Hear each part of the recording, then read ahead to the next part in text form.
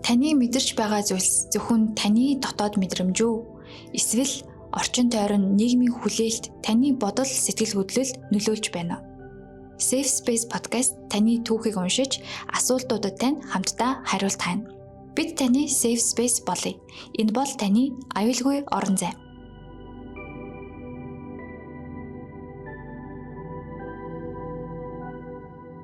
Safe Space podcast-ийн маань 7 дахь дугаараар өөрийн дотоод мэдрэмж туршлагаа хаваалцаж захидлээс уншигчтай баярлалаа. Ингээд энэ удаагийн дугаараар хөтлөгч Ариусна миний бие, сэтгэл судлаач Марл Эрдэнэ миний бие энэ өдрийн мэндийг хүргэе. За ингээд захидлаа уншицгаая.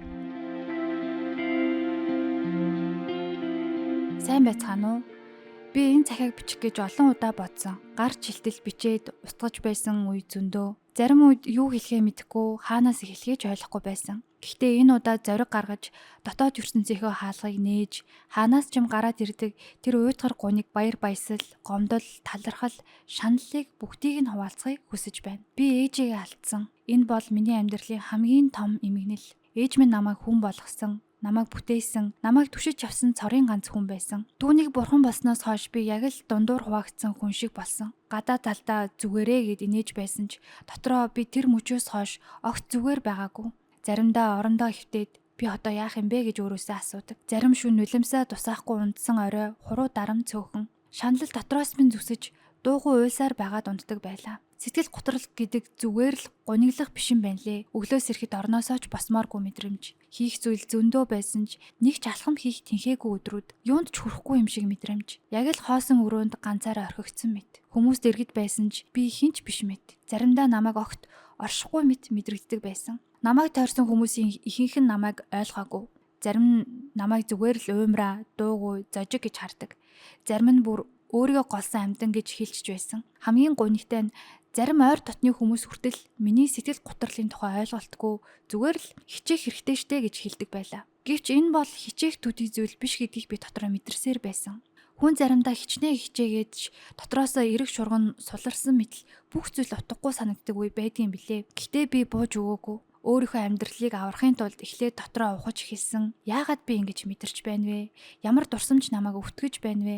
Юу намайг урагш алхуулахгүй байна вэ гэж өөрөөсөө асууж хариултыг нь хайж эхэлсэн. Зарим хариулт нь аимшигтай байсан. Зарим нь уйлмаар байсан. Гэхдээ тэр бүгдийг хүлээн зөвшөөрөх нь л эдгэрэх замын эхлэл юм байна лээ. Энэ хугацаанд би өөрийгөө дахин нээсэн. Сэтгэл готрлын үеэр ганцаардсан ч эцэст нь хамгийн ихтэй найз маань би өөрөө байж. Одоо би өөрийгөө илүү хайрлаж сурах гэж хичээж байна. Хүнд хэцүү мэдрэмжүүдээ муу гэж шүүхийн оронд энэ бол миний хэсэг гэж хүлээн зөвшөөрөхийг суралцаж байна. Битгий зов. Би бүрэн идгээгүй. Заримдаа бас л гунигддаг, эргэлздэг. Гэхдээ одоо би айдаггүй. Уйлах хэрэгтэй бол уйлдаг, ярих хэрэгтэй бол ярьдаг л болсон. Тиймээс энэ захиаг бичиж байна. Хин нэгэн яг одоо миний туулж байсан мэдрэмжийг туулж байгаа бол энэ дуу хоолой түүнд хүрээсэй гэж хүсэж байна. Та ганцаараа биш гэж хин нэгэнд хэлхийг үнэхээр хүсэж байна. Таны мэдрэмж жинхэнэ таны өвдөлт бодит, таны оршин тогтнол үн цэнтэй. Safe Space podcast надад итгэл, итгэлцэл, хүн чанар гэдэг зүйлийг дахин сануулж өгсөн. Та бүхэндээ гүнээ талархаж байна. Хэрвээ энэ захиа хин нэгэн тус болж чадах юм бол энэ мэдрэмжүүд дэмий байгаагүй. Талархалтайгаар гэжээ. Вау, захидлын эзнэрээ маш их бахархаж байна. Тэгээд энэ бүхнийг үнэхээр бичиж. Тэгээ өөрөө зориг гаргаж эхэлсэн. Тэгтэл бидний хувьд бас энэ ингээд өөрөө маш том зүйл болж ингэж мэдрэгдэж байна гэх юм уу. Тэгээ захидлах хайзан дахин баярлалаа. За манай сэтгэл зүйч маань зөвлөгөөгөө хуваалцаач. За юуны өмнө энэ хүү подкастыг сонсож байгаа өдрийн мэнд хүргэе. Одоо миний ярих гэж байгаа зөвлөмж маань мэргэжлийн сэтгэл судлаачийн анхан шатны л зөвлөмж гэдгийг хэлхэн зүйтэй баг. Тэгэхээр хүний амьдралд зайлшгүй тохиолддог зүйлсийн нэг бол хайртай дотны хүний алдах байдаг. Захианы эзэн маань мэдрэмжүүдээ өөртөө нуухан оронд хүлээн зөвшөөрсөн байна. За тэгээ ойлгож өөрийгөө ажиглаад за тэгээ зориг гаргаад бүр захиагаа илгээсэн байна тий.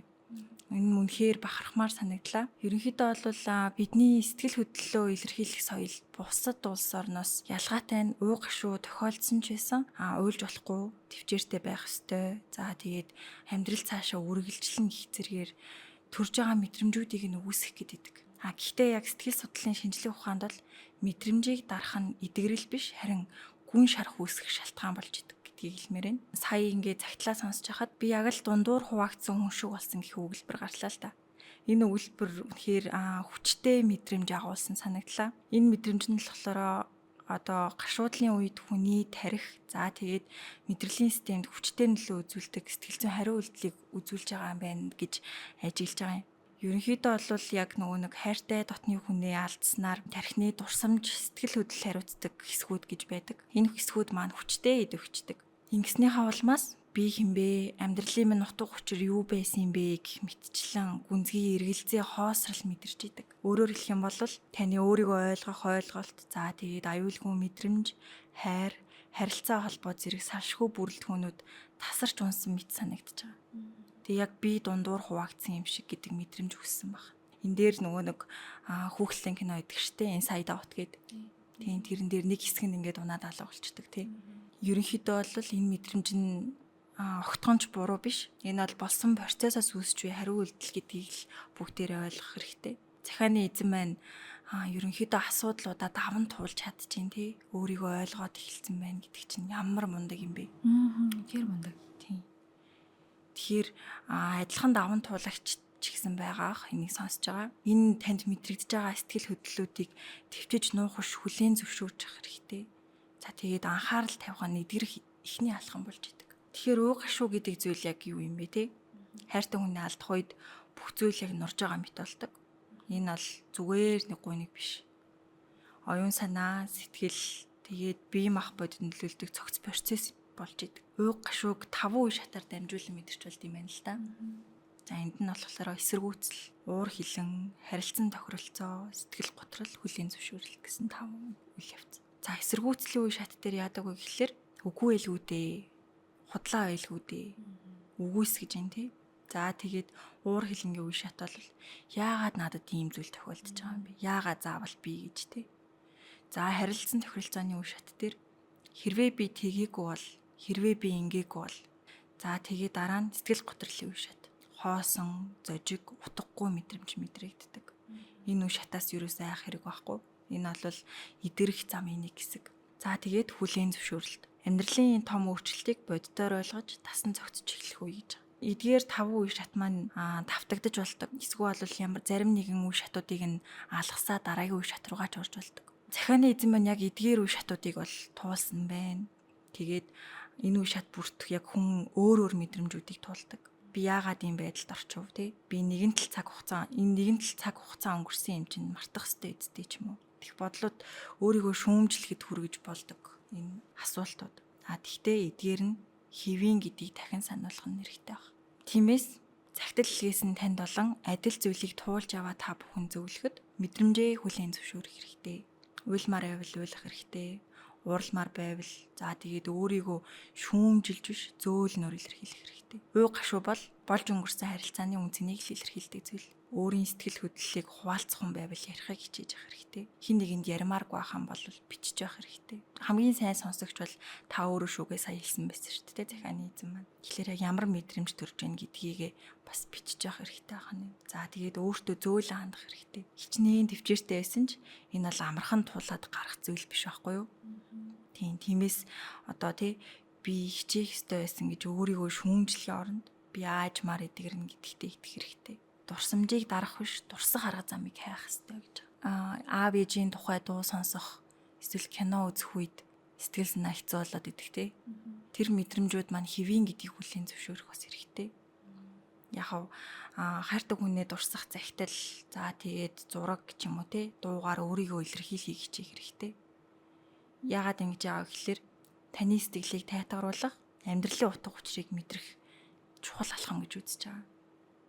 Тэгээд саяны хэлсэнчлэн дуу сонсох, за тэгээд дуулах, кино үзэх, төдий сэтгэл эмзэглэх зүйлсүүд угаасаа гарна. Хэцүү мэдрэмж төрнө. Гэхдээ энэ нь бол байж болох мэдрэмж гэдгийг ойлгох хэрэгтэй. Ой гошуу бол тэр дороо эдгэрдэг зүйл биш гэдгийг л хамгийн томоор ойлгох хэрэгтэй гэж бодож байна да. Баярлалаа. Загтлын эзэм нэр үнэхээр л маш мундаг санагдлаа. Миний хувьд л амьдралд яг юм юу хацал хараахан тохиогоогүй байгаа. Гэхдээ би тохиовол тийм дараа босч ирэхгүй байхтаа гэж амар айдаг гэх юм уу. Гэтэл загтлын маань эзэм нь бүр ингээд туулаад тэгээд өөртөө бүр айгуу тийм өөрийнхөө мэдрэмжийг мэдрэх тэр орон зай гаргаж өгөөд ингэж чадсан нь яг юм сэтгэл хөдлөлийн айгуу тийм өндөр түвшний хүн шиг барыг санагдсан гэх юм уу. Тэгээд энийгээ бас зөвхөн өөрөө ингээд тэгээд яхгүйгээр манай подкаст руу өөрийнхөө одоо энэ мэдрэмжийг хуваалцаад бичээд яг энэ нөхцөлд байгаа хүнийг одоо хүн байвал те ганцаараа биш үү гэдэг мэдрэмж төрүүлхийг зорж ийн гэдэг бол үнэхээр гайхалтай санагдаж байна да. Тэгээд бас нэмж хэлэх юм гэх юм бол хэрвээ одоо энэ подкастыг сонсож байгаа таны ойр тойронд уу гашуутай хэн нэгэн байх юм бол тухайн даван туулагчийн мэдрэмжийг өгөөсгөж шүүх биш сайн сонсож ойлгохыг хичээгээрэй. Энэ нөгөө нэг уу гашуун 5 үе шат гэж сая ярьсан те. Тэрэн дээр сэтгэл готрол гэдэг зүйл бас байгаа. Тэгэхээр сэтгэл готролтой хүмүүс яг ямар байдгийг гэдэг талаар бас судалж байх хэрэгтэй. Тийм яг үнэхээр орносоо ч босох тийм хэлгүй, алхахч тийм хэл байхгүй те. Хүн өдөр тутам хийдэг тэр зүйлүүдээ хийх ч хүсэлгүй болдог, хийж чадахчгүй болдог те. Тэгэхээр тэдгээр зүйлсүүдийг бас сайн судалж явах хэрэгтэй байна. Адилхан даван туулагчд байх юм бол аль эсвэл захидал битсэн хүмүүнийг сонсож явах юм бол одоо бүх зүйл хэцүү санагдаж байж болно. Гэхдээ энэ нь байн үргэлжлэхгүй түр зуурих шүү гэдгийг санаарай гэж хэлмээр байна. Ганцаараа биш шүү гэдгийг бас мэдрэх хэрэгтэй шүү. Гэт цагтлаа ирүүлсэн сонсогчдоо маш их баярлалаа. Тэгээд энэ цагтл нь маш олон хүндээ урам зориг өгч маш дулаахан тэмдэглэжийг санагдсан баха гэж мэдрэгдэж байна. За ингээд бидэнтэй хамт байсан сонсогчдоо баярлалаа. Цагтлынхаа эзэн бас маш их талархаж байна. Энэхүү дугаарыг манай хүлээн аван сонсон сонсогчдоо баярлалаа. Баярлалаа. Баяртай. Баяртай.